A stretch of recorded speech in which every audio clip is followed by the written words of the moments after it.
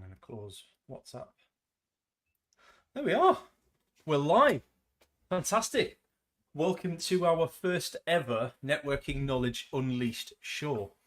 I used to run a lot of live streams before, and I'll be honest, they got a bit. It was the same slot in my diary every week, and it was a time when I could have done with that time back, and it just really didn't work for me, and I ended up coming away from live streams for a long time. And I was fortunate enough to get a bit of a special offer on getting StreamYard back online, thanks StreamYard.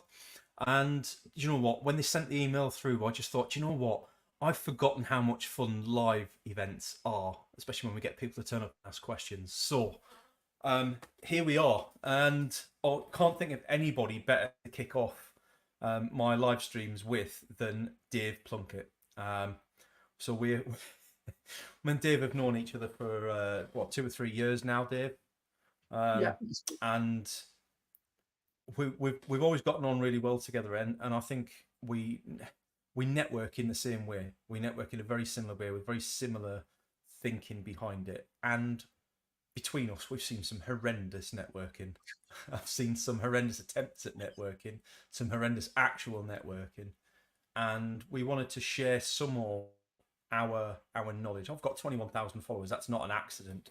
I know a good chunk of those people. I know a good chunk of people who aren't even on LinkedIn, and I thoroughly enjoy networking. But there's a ways and means of doing it. I'll share a little bit of my story in a moment. But yeah, I just wanted to introduce Dave. He's a fantastic guy, one of the best networkers that I know. He runs Collaboration Junkie, which if you haven't come across Dave and Collaboration Junkie, first of all, where the hell have you been? Seriously, no, get off my feed. Secondly, Dave helps with building strategic partnership and referral schemes for businesses. So whether you're a solopreneur, whether you're a small, medium enterprise, or whether you're an enterprise business, it makes no difference. Dave has been there and done it all in that field. And more than just kind of running courses that you kind of figure things out for yourself and you have a few aha moments, the difference with what Dave does is he sprinkles his own knowledge and expertise over the top of that and really causes you to think hard about what you're doing. And it's absolutely changed my business. So I've thoroughly enjoyed working through the course, and at its heart, there is a lot of what we'll talk about today at networking in what Dave does, which is why I think he's fantastic at what he does. And Dave, welcome to the show. Yeah, awesome. Thank you, Paul. What an intro. And yeah, you're right. At the heart of what I do is connection. Everything's about connection, right? And which is at the heart of networking. And we should just stress, by networking, me and you mean actually building a network of valued people that you work and you leverage, rather than rocking up at events and collecting cards, right? We're talking about proper networking today, aren't we? So, and what I would say, gushing praise back at you, Paul, is from the minute that we met, you stuck out to me as someone who really understands what networking is really about. And we should all be networking always, because your network is your net worth. Something that gets said a lot, but it's so true. And being able to maybe just give some support, advice to either people who are new at doing this or right up there at seasoned pro level, it's just yeah, it's a nice thing to do. And yeah, just thanks for having me on, because I wanted to jump at the chance of getting on a live with you, because I know it'll be a lot of fun and hopefully we can offer some good value, right? So yeah, well, that's it, Dave. I think I was once given, when I was working in the corporate retail world, I was once given the advice by somebody who'd transitioned out of that world, who I was pretty envious of at that time. She transitioned out. Mel, if you're watching, hi, thank you again. And she said to me, Paul, if you want to get out and do something different, you want to transition into a different industry, you want to get headhunted. That's the way to do it. That's where you earn big money, and you get headhunted by being active on LinkedIn. But more than anything, you get headhunted by networking.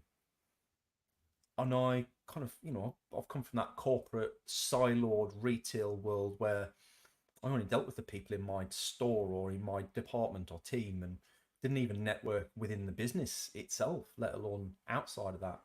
And as I've gone through that journey of striving to do networking, from working a full-time job to then exiting into an AI startup, for 3 years, and then exiting into doing my own business, and now running two businesses, and well, 2.5, well, call it three if you want, I don't know. But when I ventured out into running my own business, one of the main reasons that motivated me to do it was because I wanted to spend more time networking personally, not even just for professional reasons, not even to make more money, just because I enjoy connecting people. And I think that for me, Dave, is probably at the heart of everything that we're about to talk about, everything that we're about to share, is you've got to come at it from the right place. I'm a big fan of the words "build it before you need it." That goes for a lot of things, and your network is absolutely one of them. Um, Yeah. let's start at the beginning, Dave. Let's start at the beginning.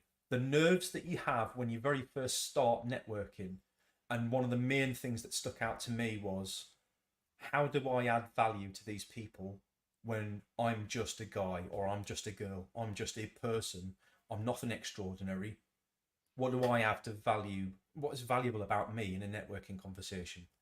What would you say to somebody with that thought stuck in their head? Oh, good old imposter syndrome, right? Or high achievers doubt, as I've heard it rebranded by the wonderful Laura Ansbro, who's a contact of mine. High achievers doubt, way more positive than imposter syndrome, because we all get it, right? And I would say when you're networking, and whether this is at an event or over LinkedIn or whatever it may be, look, we said, didn't we, that we're going to come back on some of these lives and talk about some of the networking quotes you hear. But I can't not use this one now, by the great Bob Berg. All things being equal, people do business with people and refer business to people they know, like, and trust. Right. And that people do, and it often gets shortened down to people do business with people, people by people. Right. And so I think the easiest thing to do there, and whenever you're building a network, is not to think of it in that terms, is to think of you as an individual. And what do people want to do? People want to connect with someone genuinely. They want to know about someone. They want to feel connected to someone. And when you come at it from that point of view, with a genuine curiosity in the person that you're speaking to, coming from a point of view of asking them and seeing how you can add value, then things come up, and people get value from conversations in so many different ways, right? Leaving a first interaction with someone with a smile on your face, if you've managed to deliver that, you've delivered value, right?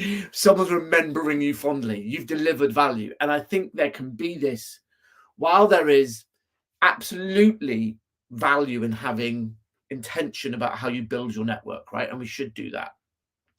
There can also be this pressure, though, to really kind of be too results and too focused on what we need. And it's striking this balance between having a plan and being intentional, but then also being relaxed about it and going, I'm just going to go and be me and add value and build relationships here, particularly if you're just starting out. Like, just kind of being inquisitive, building a personal connection with someone, that's value there in its own right, and the other stuff comes.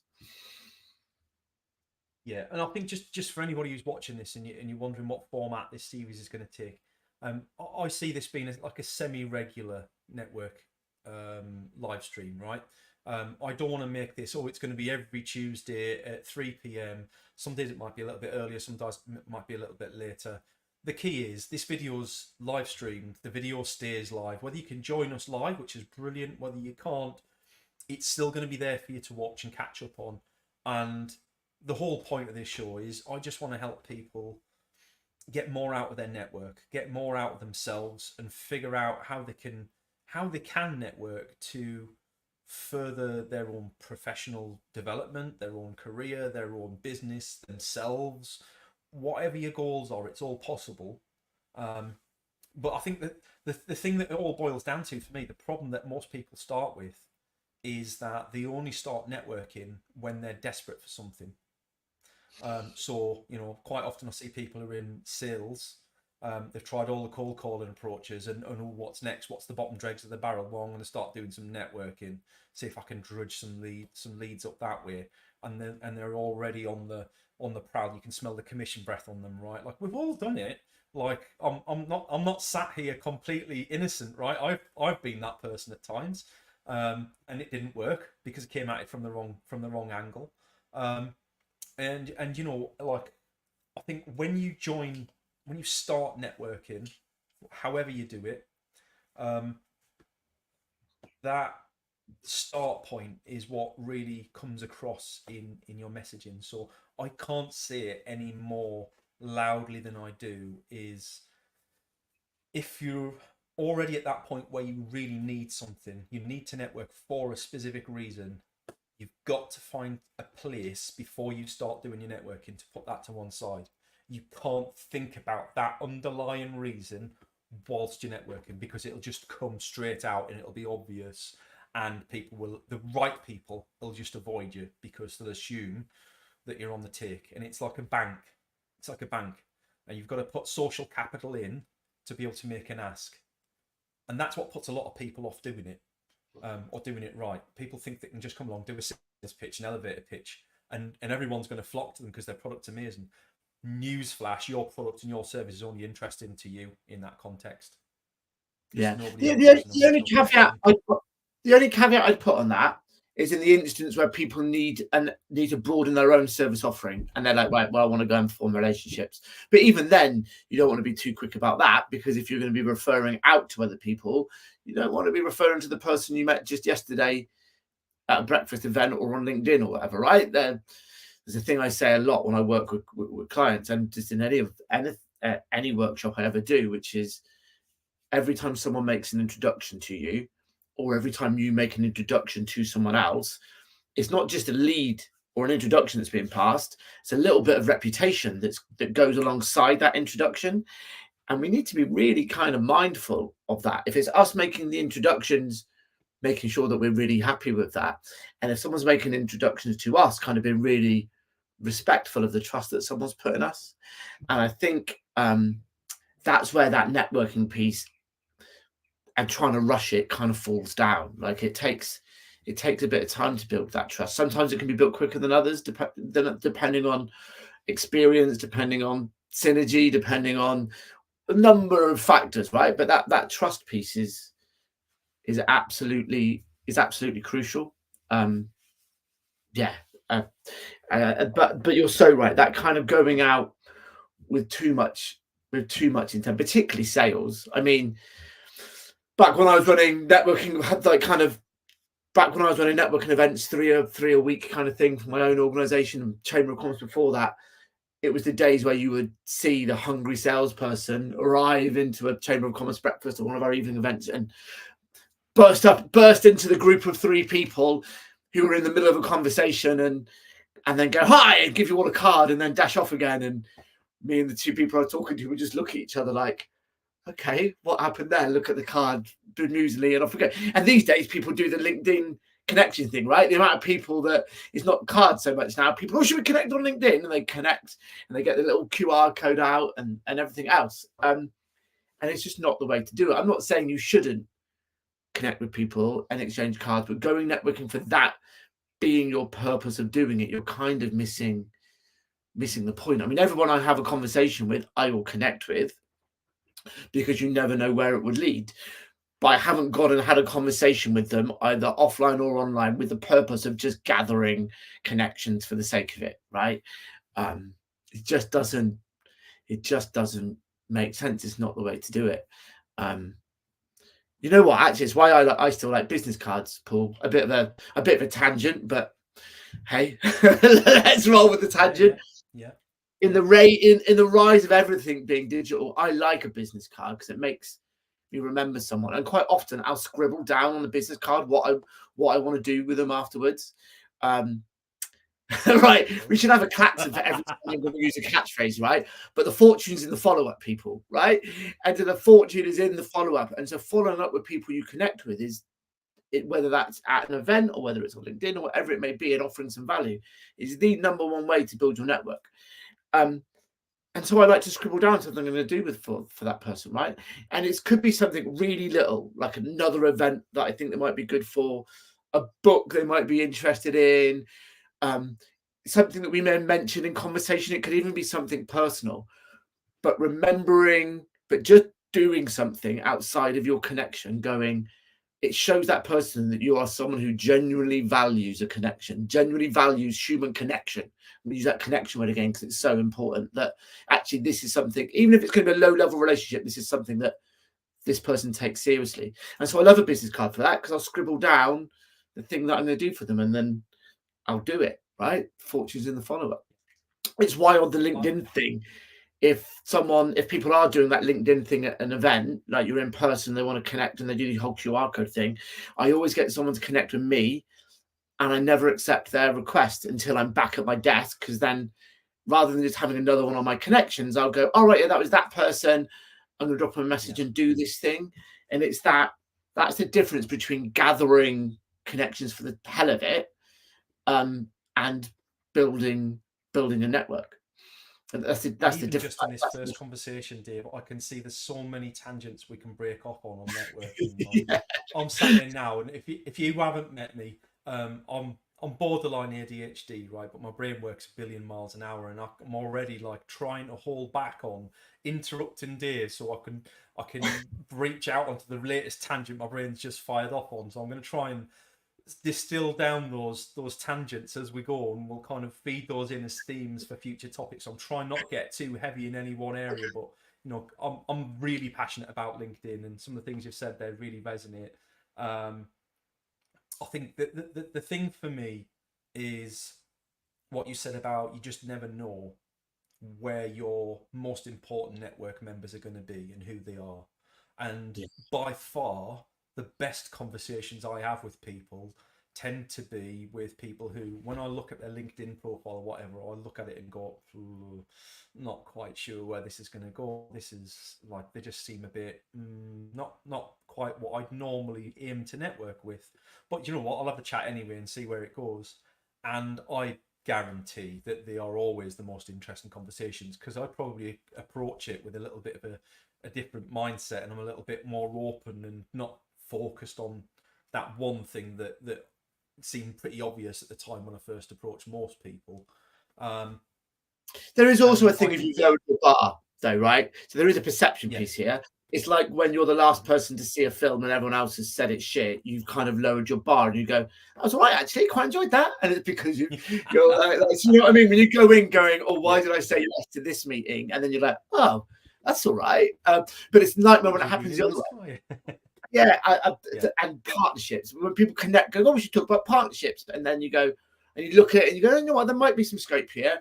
And then the person pitches at you and you go, oh, for best, this conversation. This is you wanting to sell to my list. Like, yeah. And I think it's fair to point out here, what we're talking about here isn't just, like you said, it's not necessarily about physical events, because I don't do any physical events. I've done physical events, so I don't generally do them. It's not about virtual events. It's not about LinkedIn. It's about having a network and how you manage them and how you maximize the value for both you and everyone in your network. I think once you've, like so many things in life, right? Once you've done something the right way and you've seen the real results from it, you'll never go back to doing it the old way. And I've tried the salesman approach for networking, and I saw the results and I wasn't convinced. But my gut told me there was something more behind it. And eventually I met a guy I met him a couple of times, and on the third time I met him, he introduced me to 9 people, and they were all gold dust. They were all brilliant people. He introduced me off the back of one meeting, and to be fair, he was light years ahead of where I actually was, but the people he introduced me to were really valuable. And at that point, I had a bit of a moment where I just realised, actually, this is kind of what I should be doing, but not quite. I wouldn't recommend everybody going around introducing 9 people to everyone they meet, but that sort of thing.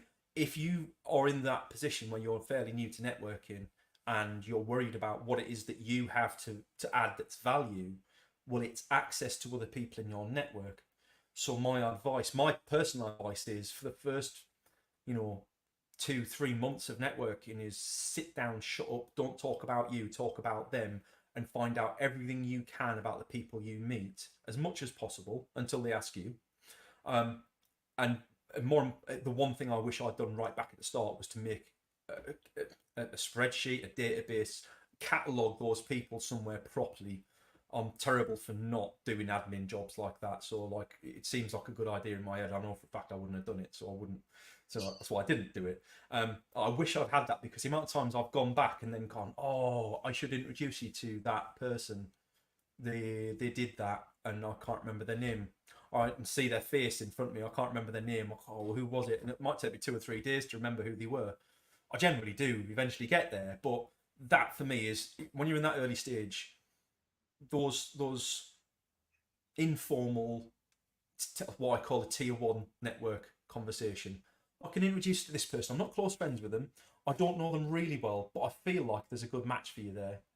Please, but this is what you said, Dave, is please feed back to me whether I'm right or not, whether that works out for you, because I want it to be valuable, and if it's not, I won't be making that connection again and learning from your introductions.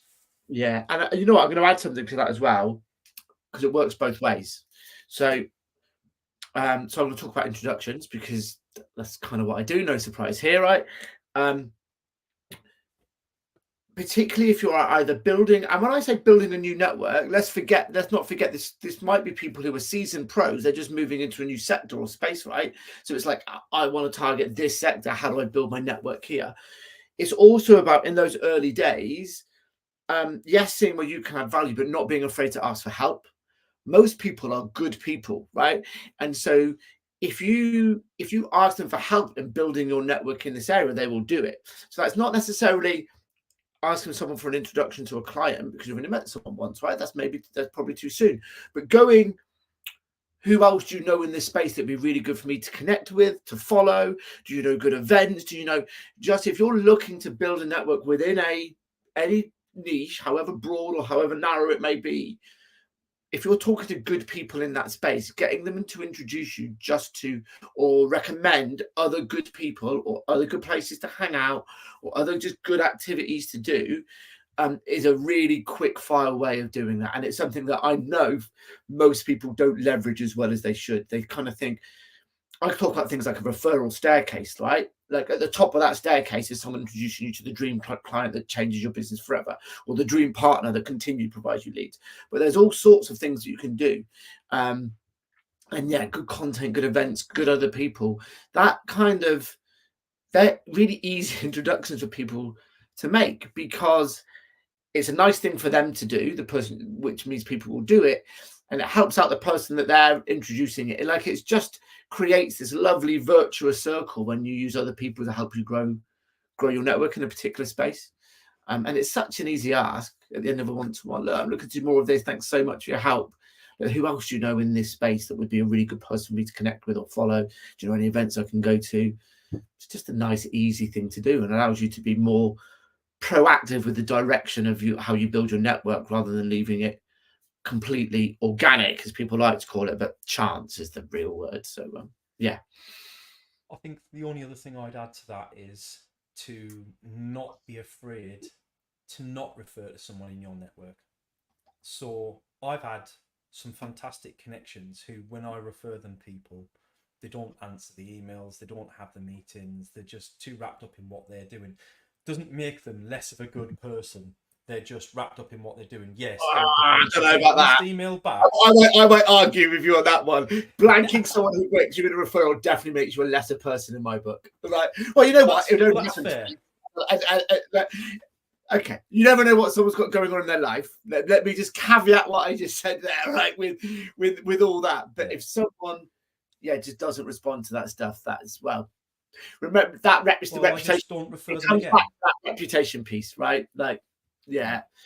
If someone takes the time to make an introduction, you at least respond. I mean, that's a whole other topic about what if someone keeps making introductions to you that aren't right and you feel obliged to talk to them. That's a whole other thing for a whole other time, right? I get asked that a lot. In general,